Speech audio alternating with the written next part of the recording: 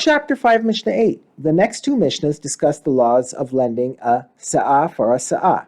That is, lending a certain amount of produce, a sa'ah for example, on condition that the borrower will pay back the same amount of produce. This kind of loan is generally prohibited, as the Mishnah will say. However, our Mishnah begins with a discussion of the subject by teaching about a case where it is permitted.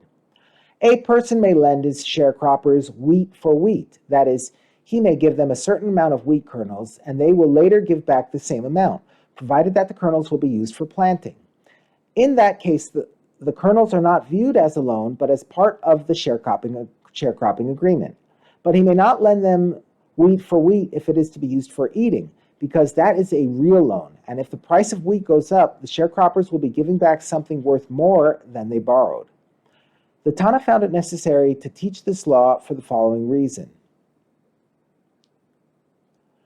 Because Rabban Gamliel would lend his sharecroppers wheat for the purpose of planting, and if he gave it to them at a high price and the wheat became cheaper, or if he gave it to them at a low price and the wheat became more expensive, he would take the wheat back from them only at the cheaper price because he did not want it to look like he was taking interest.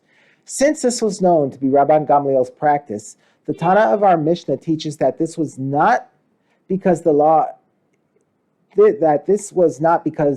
is so, that is not because Rabban Gamliel had to do so, but because he wanted to be strict with himself. The law, however, is that it is permissible to lend a sharecropper a sa'ah for a sa'ah if it will be used for planting, and take back a full sa'ah, whatever the price.